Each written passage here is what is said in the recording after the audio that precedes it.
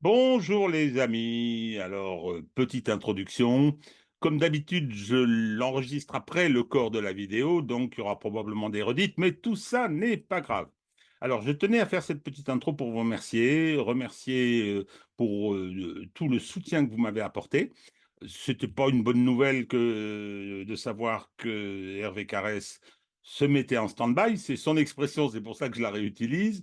Se mettait en stand-by. Pour combien de temps nous verrons, ça dépendra de l'ambiance qui règne dans ce pays, qui pour l'instant est épouvantable. Emmanuel Macron a décidé que nous étions en guerre, nous sommes en guerre. Et donc, mais cette fois-ci, c'est une vraie guerre, c'est pas des blagues.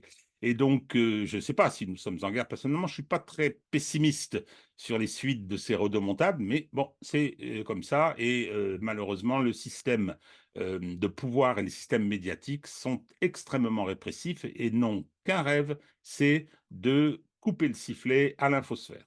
Voilà. Hein, qui, jusqu'à présent, est le seul moyen de se réinformer dans ce pays parce que l'ensemble du système médiatique, à quelques exceptions, je pense par exemple à Sud Radio, à quelques exceptions, est totalement asservi au pouvoir. C'est ce que disait Jacques Beau, et il a tout à fait raison. Nous sommes, de ce point de vue, un des pays les pires du monde.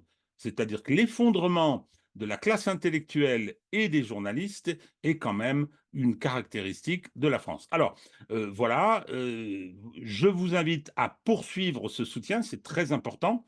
J'ai pris quelques éléments de réorganisation, j'avais parlé d'émissions un peu différentes, mais bon, j'ai perdu du temps parce que, si vous voulez, j'ai, je crois, déjà utilisé cette expression, j'ai eu les yeux plus gros que le ventre, c'est-à-dire qu'il y a l'activité sur Twitter qui prend du temps, il y a mes articles sur Vue du droit, auxquels je tiens beaucoup, il y a la chaîne YouTube, tout ça nécessite de l'investissement et également, j'interviens dans différents médias. J'ai des émissions régulières, je pense à Sud Radio, je pense à Toxin, il y a d'autres projets qui sont en cours, donc j'avais négligé peut-être certains aspects concernant la chaîne YouTube, en focalisant essentiellement sur la dimension militaire. Alors la dimension militaire va être traitée. De quelle façon je vous en parlerai, mais il est bien évident qu'on ne va pas quitter ce terrain et que notre ami Hervé reste dans les parages. Voilà. Bon, merci encore. Mettez des pouces, partagez, abonnez-vous sur Twitter, abonnez-vous sur le blog Vue du droit. Pour ceux qui en ont les moyens, le soutien matériel est toujours le bienvenu parce que je vais devoir, je vous l'avais déjà dit, j'ai déjà commencé à faire un peu de sous-traitance, un peu peut-être un peu plus que ça même. Hein, donc c'est toujours précieux, mais voilà, en fonction des possibilités, aucun problème. Ce qui compte, je l'ai déjà dit, c'est la dimension morale qui me fait du bien, le sentiment de solitude que je gère. Hein, solitude, c'est parce que je fais ces choses-là tout seul, mais quand je vois les soutiens dont je dispose, qui me suit, qui s'abonne, j'ai vraiment pas l'impression d'être tout seul, mais peut-être de faire œuvre utile. Et ça, c'est très important. Voilà. Bon, eh bien écoutez, bonne vidéo.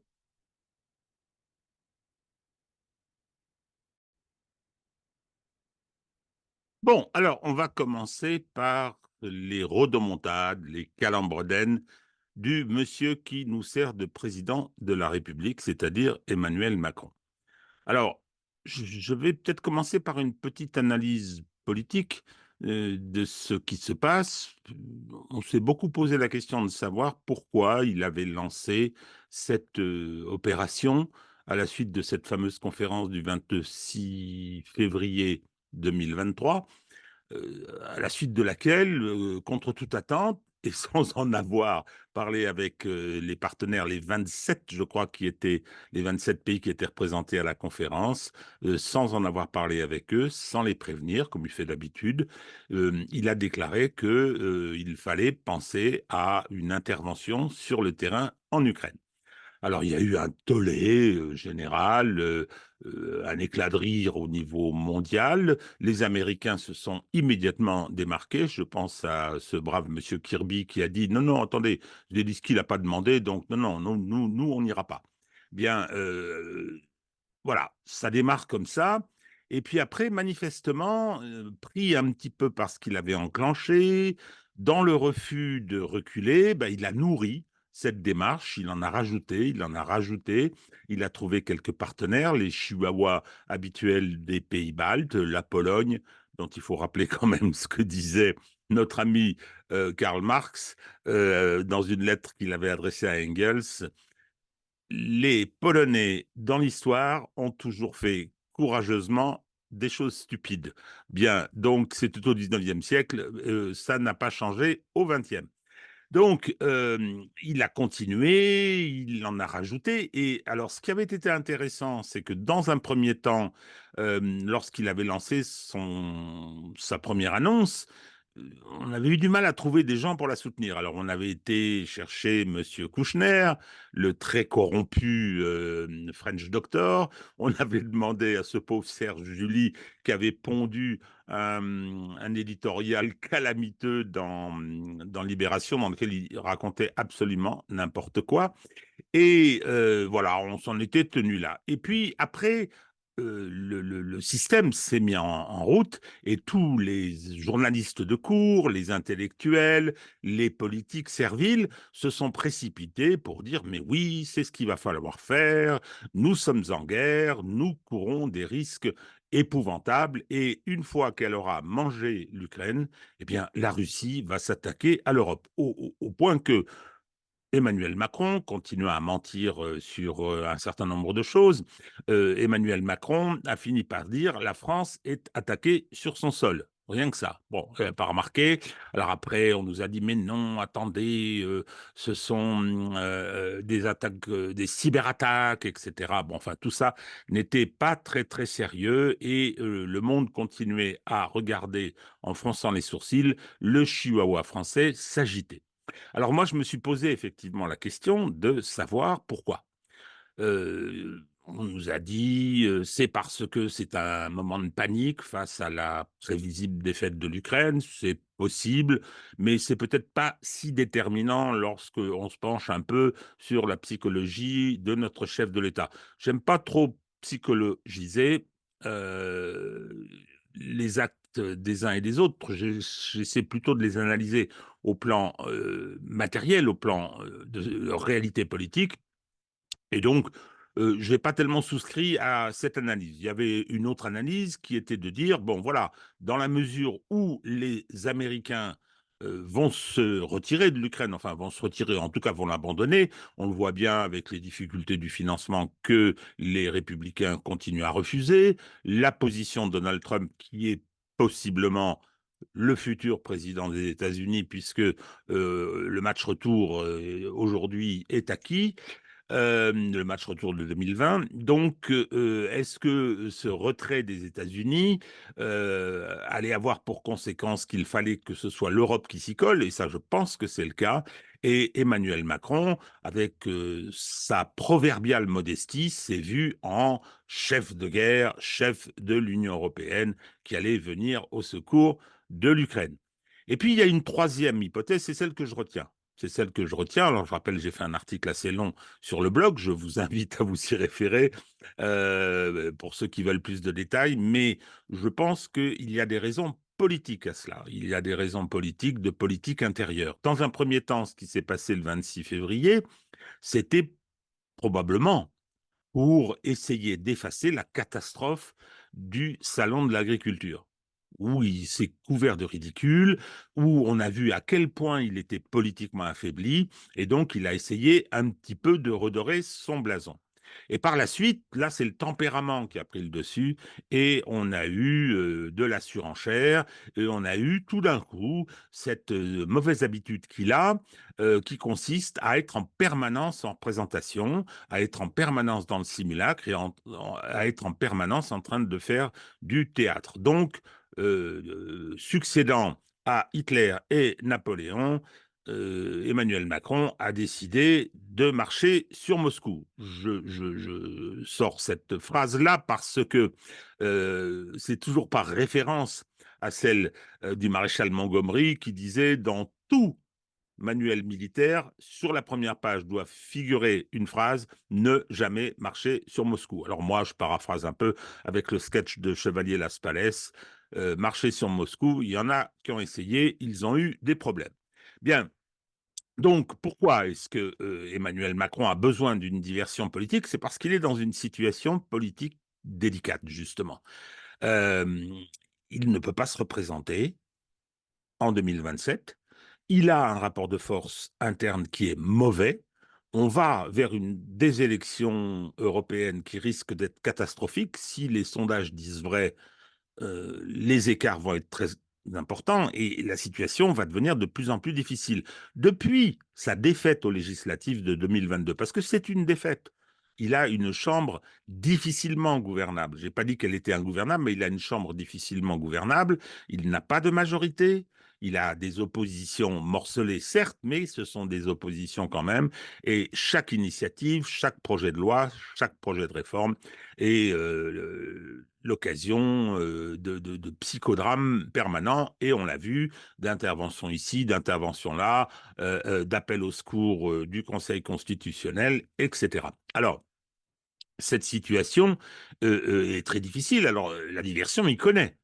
Il se met en scène en permanence, il fait une cérémonie aux Invalides par semaine, il lance l'inscription de l'IVG dans la Constitution, qui était une chose absolument inutile à laquelle il a donné un cadre, une solennité qu'il a transformé purement et simplement en farce. Il va faire pareil avec l'euthanasie d'ailleurs, hein, puis bientôt on aura la GPA. Toutes ces opérations de diversion qui font plaisir à la petite bourgeoisie woke, il n'empêche quand même que ce sont des opérations qui n'intéressent pas l'opinion publique, qui s'en moque. La question de l'IVG est tellement évidente, elle n'était pas mise en cause, c'était pas un sujet, donc, mais quand même. Puis il y a eu aussi l'entrée de Manouchian au Panthéon, que j'approuve, mais enfin, on en est à une entrée par semaine, pas loin aussi, hein, c'est devenu une espèce de rituel permanent. Donc, il va se retrouver, ou il risque de se retrouver, après les élections européennes, pardon, du 9 juin prochain, dans une situation encore plus délicate, avec un rapport de force affiché qui lui sera très défavorable. Donc, s'il dissout, ben, les sondages qui disent que le RN pourrait arriver au pouvoir, ça, je crois qu'il faut prendre ça avec beaucoup, beaucoup de précautions, mais deux possibilités. Soit le RN a la majorité, dans ce cas-là, il est obligé de faire venir un Premier ministre du RN, soit on a une chambre encore plus ingouvernable que la précédente. Et en aucun cas, Emmanuel Macron ne peut faire ce qu'ont fait François Mitterrand en 1988, Jacques Chirac en 2002, pardon, euh, qui se sont retrouvés avec un Premier ministre de cohabitation qui a été leur adversaire ensuite dans la présidentielle et qui ont été battus. Parce que Emmanuel Macron, il ne peut pas se représenter.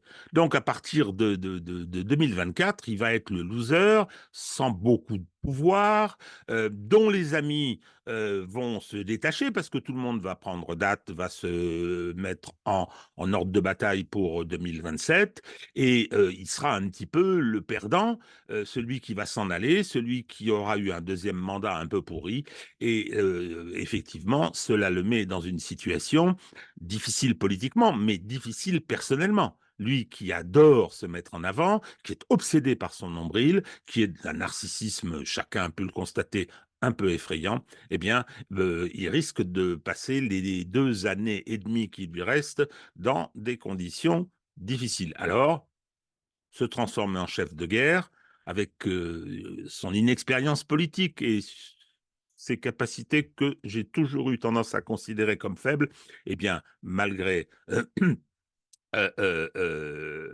sa position à l'Élysée, ça va être des mois difficiles. Chef de guerre, ça peut permettre de redorer son blason ou en tout cas d'alimenter son amour-propre pendant un certain temps. Alors, voilà, ça c'est l'analyse que je fais sur la raison du choix qu'il a fait de se transformer en chef de guerre. Maintenant, les conséquences. Maintenant, les conséquences. Alors, elles sont nombreuses et je vous propose que on les regarde et qu'on essaye un petit peu de voir ce qui nous attend pour une échéance relativement brève.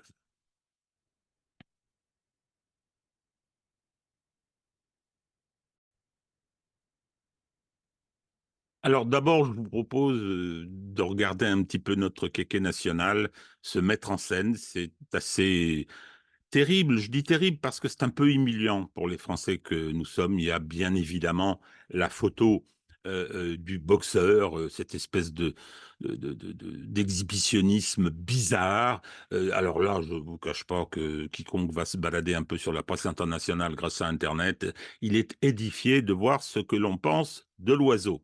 Il y a également d'autres photos où on le voit bon, le torse à côté de Donald Tusk et de Scholz, le chancelier saucisse de foie. Il y a tout un tas de choses comme ça qui sont assez euh, déplaisantes et puis tristes quelque part. Il y a aussi les caricatures maintenant qui font le tour du web et qui sont autant de comment dire? Ouais, je vais utiliser à nouveau le terme humiliation parce que c'est celui qui s'impose. Moi, j'ai toujours considéré Emmanuel Macron comme illégitime pendant son premier mandat. J'ai écrit un livre assez long, dont j'invite toujours à la lecture pour démontrer comment il avait été bénéficiaire d'un coup d'État judiciaire. Alors, le coup d'État, l'espèce de régime change qu'on a eu, la révolution de couleur a impliqué une opération médiatique, a impliqué une opération financière, mais aussi une opération judiciaire, et je pense l'avoir démontée. Donc, cette arrivée au pouvoir, grâce à la disqualification de celui qui était le favori de cette élection, je ne me serais pas réjoui de son élection, de ce pauvre François Fillon, eh bien, bon, aboutissait à ce que je considérais être une forme d'illégitimité.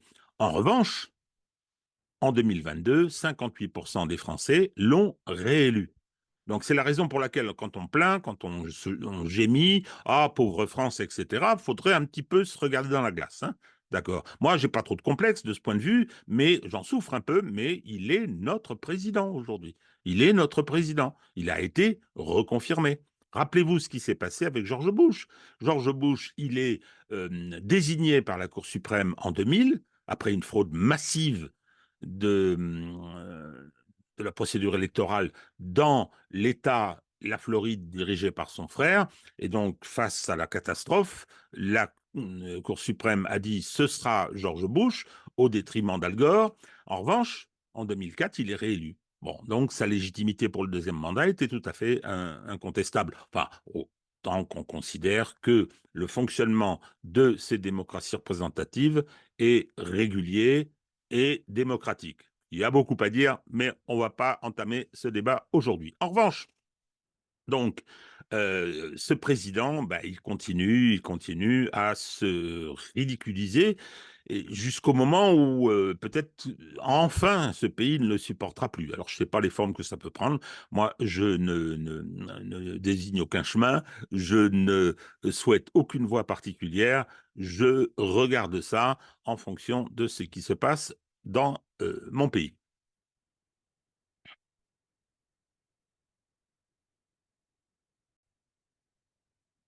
Donc, on a vu l'acteur tel qu'il se mettait en scène. Alors, pour savoir ce qu'il faut penser des menaces qu'il a brandies, qui peseraient soi-disant sur nous, j'ai pensé qu'il fallait peut-être s'adresser à un grand spécialiste euh, concernant cette menace que la Russie, présentée par ailleurs comme affaiblie, Emmanuel Macron nous l'a dit, hein, c'est un petit pays, ils ont pas un PIB supérieur à celui de l'Espagne, toutes les imbécilités habituelles. Le problème, c'est qu'il le fait délibérément, il sait très bien qu'il ment et il utilise ses arguments. Il ne faut pas avoir peur de la Russie, elle est nulle. Bon, mais par ailleurs, il nous dit, attention, elle nous attaque et nous sommes attaqués sur notre sol. Fort bien. Donc la contradiction est évidente, elle est faible, mais elle va nous manger. Ils s'arrêteront à Brest-Finistère et non pas à Brest-Litovsk. Bien. Donc j'ai pensé qu'il pouvait être intéressant en ces temps de simulacre et de théâtre, de demander son avis à un spécialiste, un militaire suisse. Alors, on connaît Jacques Beau et son très grand sérieux, mais il y en a également un autre qui semble avoir pignon sur rue là-bas et qui va nous expliquer pourquoi il faut que nous ayons peur de l'invasion russe. Imaginez que la Russie envahisse totalement l'Ukraine. On ne Mhm. sait jamais. Mhm. Puis qu'elle envahisse la Pologne, la Roumanie, la Slovaquie, la Mhm. Hongrie, la Tchéquie, on ne sait jamais. Puis l'Autriche, la Slovénie, l'Allemagne et l'Italie, on ne Ouais. sait jamais. On aurait l'air con hein, si l'armée russe débarquait ensuite chez nous, malgré nos égards pour les oligarques. 98 chars Léopard feraient le poids face à une armée qui aurait vaincu tous ces pays, par ailleurs tous membres de l'OTAN, à part l'Autriche. On ne sait jamais. Ah oui. Donc, effectivement, voir des moujiks, des soldats russes, venir se baigner à la pointe de Crozon, dans le Finistère, c'est quelque chose qui peut arriver, on ne sait jamais. Alors, bon, cette plaisanterie étant dite, on va continuer sur un ton un peu léger. Alexandre Robert est un ami, désormais, on se connaît, on a travaillé un peu ensemble cette semaine, on a échangé. Il a réalisé une vidéo en anglais, malheureusement, mais ça c'est normal. Il a son public, hein, il a presque 500 000 abonnés, je crois, et il a réalisé une vidéo sur les, les héros de montade de notre kéké. Bien, il est toujours très convenable, mais enfin, il ne l'envoie pas dire. On a peut-être un petit peu, comment dire, joué un rôle dans cette entre guillemets, hein, radicalisation. Donc, je vous propose de vous y reporter. Euh, Alexandre a fait un super boulot. Vous le verrez d'ailleurs, sur la vidéo, il tient à la main quelque chose avec des poils. Hein. C'est pas du tout parce que il, euh, il va se raser, hein, il va étendre de la mousse à raser. D'abord, il n'est pas rasé. Et puis ensuite, c'est un micro. Parce qu'il a fait cette vidéo, non pas au Canada, parce qu'en ce moment, il est en vadrouille. Et donc, ça explique pourquoi il y a cette espèce de chose un petit peu bizarre. Sur le fond, elle est impeccable. Elle est impeccable et elle dit malheureusement ce qu'il faut penser de tout ça. Alors, je m'en réfère. On va le revoir quand il aura terminé cette tournée. On va continuer à collaborer avec lui, je vous l'avais dit. Euh, j'ai bon espoir de voir notre ami Hervé être dispensé de son stand-by le plus rapidement possible, mais ça, on verra. Donc, je me réfère à cette... My friends, is it me or we are inching towards World War III? As you might have heard, Emmanuel Macron, the president of France, is considering the direct intervention of French military personnel in Ukraine. Madness. Madness and stupidity. Modern Diplomacy wrote, Macron, an advance of the front towards Odessa or Kiev could trigger an intervention by France. Alors, concernant la situation sur le front, sur les fronts, parce que je vais dire un petit mot de la guerre israélo-palestinienne. En ce qui concerne les deux fronts, je vais commencer rapidement par l'Ukraine.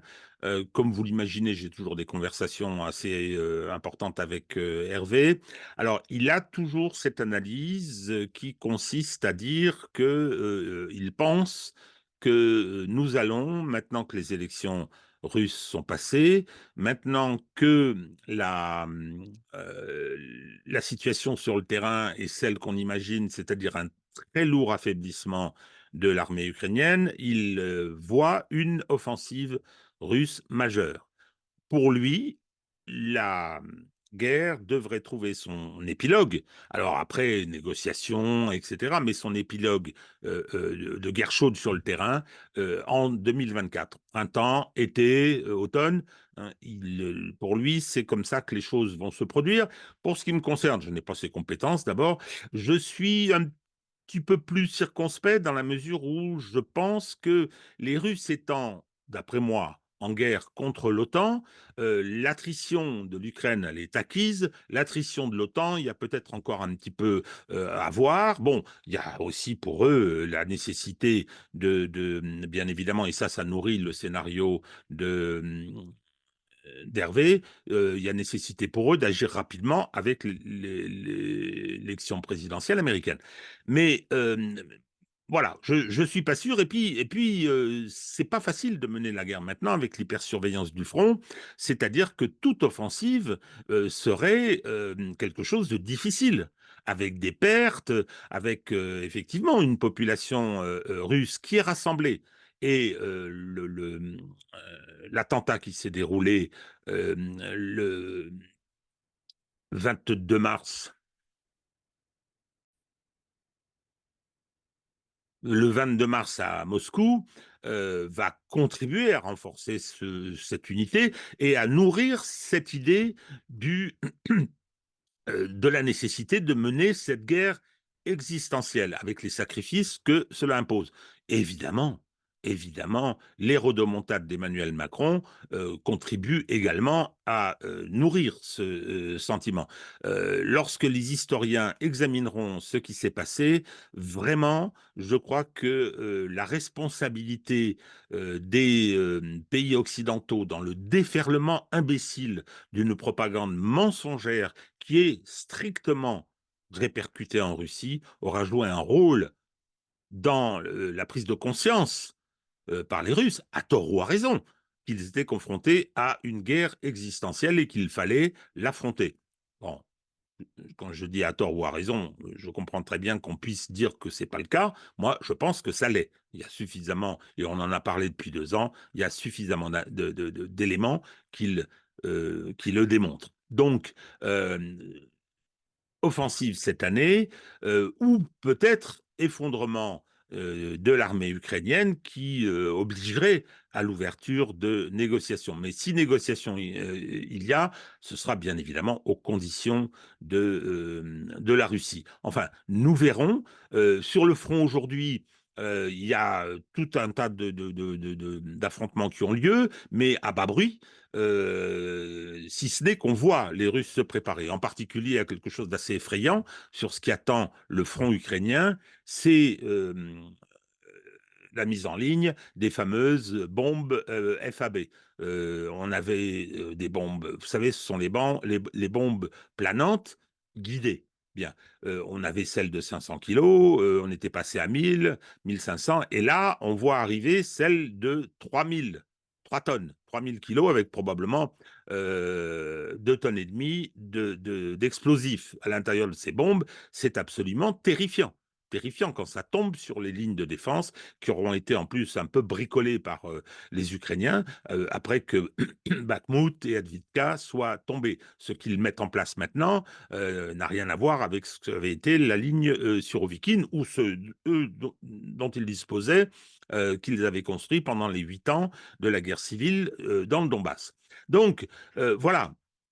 Les signes sont à une évolution du front. Hervé pense que ce sera par une offensive de grande envergure. Nous verrons. Dernier petit point, c'est celui relatif à ce qui s'est passé à Moscou. J'en ai parlé tout à l'heure. Ce qui s'est passé à Moscou le 22 mars. On ne sait pas grand-chose aujourd'hui. Je crois qu'il faut être très prudent. Il faut être très prudent. Moi, je le suis.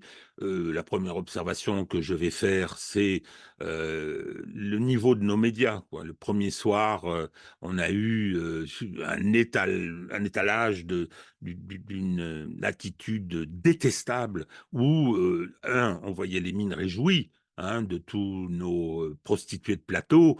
Et là, j'englobe dans le terme les mauvais généraux qui viennent faire des passes, j'englobe dans le terme des journalistes dévoyés, les faux experts, ces fausses spécialistes.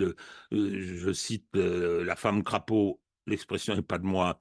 Les autres, Isabelle Lasserre du Figaro, Eva, je ne me rappelle plus de son nom de famille, qui est à RFI, complètement hystérique, complètement confite dans la haine des des Russes, Bernard Guetta, la vieille épave de Bernard Guetta, qui fut un journaliste convenable, mais maintenant qui a complètement vrillé, hein, qui se réjouissait avant immédiatement de dire que c'était un coup monté par Poutine, un false flag, hein. Donc, il y avait quelque chose de terrible dans le spectacle qui nous était donné et de presque douloureux, c'est-à-dire qu'à chaque occasion, notre pays nous donne des raisons euh, euh, d'être catastrophé de son état.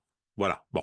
Donc, ça, c'est la première observation. La deuxième, c'est que, on ne sait pas pour l'instant trop ce qu'il en est, d'où vient le coup. On nous dit qu'il y a une revendication de ISIS, de Daesh. Oui, le problème, c'est que Daesh et ISIS, c'est une création américaine, hein. Petit détail que peu de gens connaissent, c'est que pendant la guerre de Syrie, les blessés d'ISIS étaient soignés dans les hôpitaux israéliens. Alors aujourd'hui, il y a le porte-parole de l'armée israélienne qui vient dire ouais, il faut combattre, c'est le même ennemi, ce qui a été fait à Moscou, Daesh, Hamas. Non, non, non, non, non, non, non, c'est pas pareil.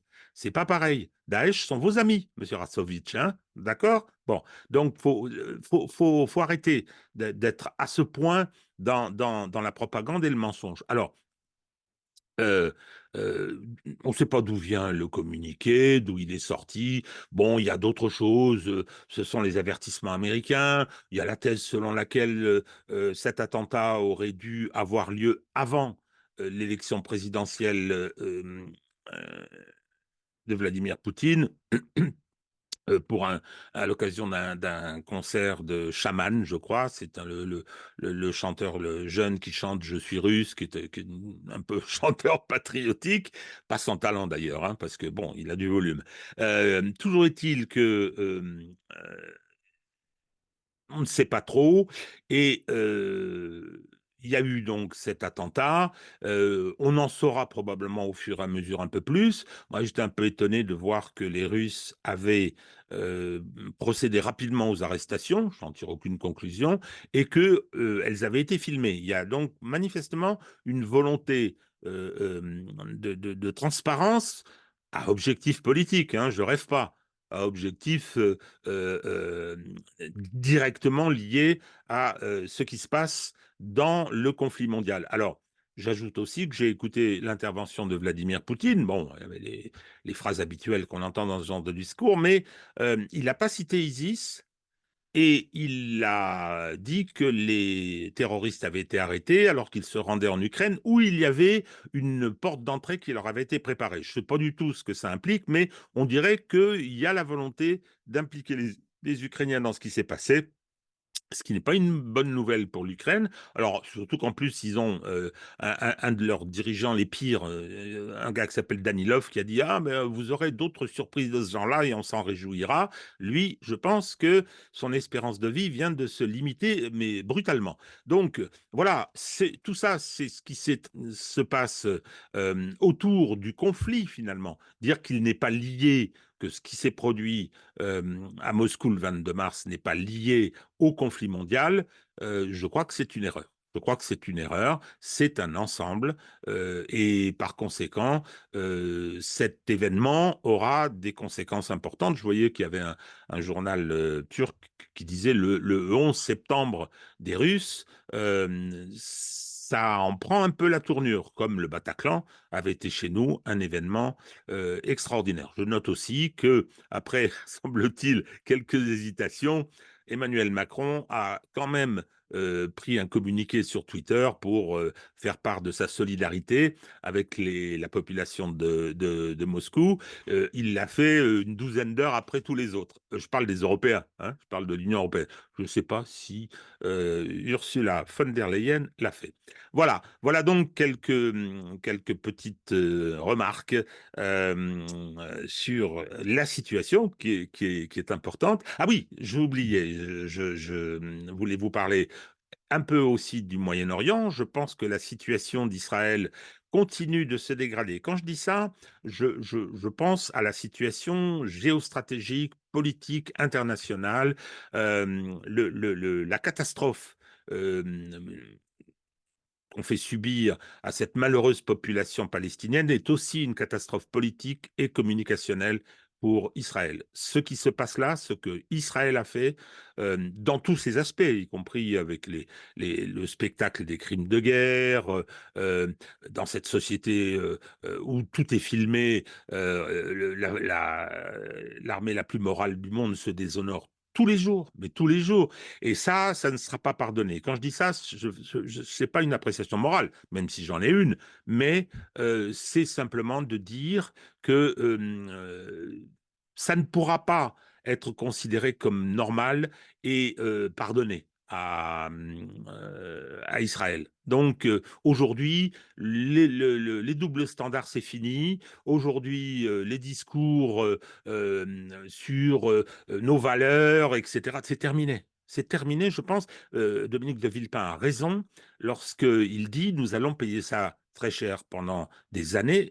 Il a entièrement raison. Je le déplore, mais ça, c'est une réalité. Alors, sur le terrain, Israël meurt d'envie d'attaquer Rafah. L'Égypte a dit non, faites pas ça. Les Américains n'ont pas l'air d'accord du tout, mais je pense qu'ils finiront par céder. Ils avaient déposé une drôle de délibération au Conseil de sécurité. Les Russes et les Chinois ont dit stop. Ils ont déposé leur veto, c'est-à-dire que les Américains financent, pardon. Ils financent aussi d'ailleurs. Mais je pense que c'est difficile pour eux, année électorale, et une jeunesse qui a décroché. Une jeunesse qui a décroché et qui est massivement pro-palestinienne et anti-israélienne. Ce qui est quand même problématique pour Israël, qui ne vit depuis maintenant 60-70 ans que du soutien américain. Voilà. Donc, écoutez, nous verrons. C'est le Ramadan. Est-ce que Israël lancera cette offensive qui la démange? Ou bien est-ce qu'il faut attendre la fin du mois sacré? Je ne sais pas. Nous verrons, mais de toute façon, nous aurons l'occasion de nous retrouver pour en parler à nouveau. Voilà, j'ai terminé ce long exposé dans ses différentes facettes. Je vous dis à très bientôt. Alors cette semaine, nous allons probablement aller faire un tour du côté des notions de renseignement et de surveillance, d'hypersurveillance du front. Et également, nous allons aller en Asie, chez les Indiens, pour essayer de comprendre ce qui se passe dans ce pays, que représente ce membre éminent des BRICS. On a pas mal parlé de la Chine. Maintenant, le grand voisin avec lequel les rapports sont parfois un peu compliqués. Je vous invite d'ailleurs à aller le plus possible sur la presse étrangère, la presse en Asie. Il n'y a pas l'équivalent pour l'Inde, c'est dommage, mais aller sur Global Times, c'est vraiment très très intéressant de voir où les Chinois en sont. C'est pour ça quand on vient nous dire oui, ils soutiennent pas les Russes, c'est une blague. Et deuxièmement, où la Chine en est. C'est-à-dire que ça, c'est vertigineux. Bon, j'ai terminé et je vous dis à très très bientôt.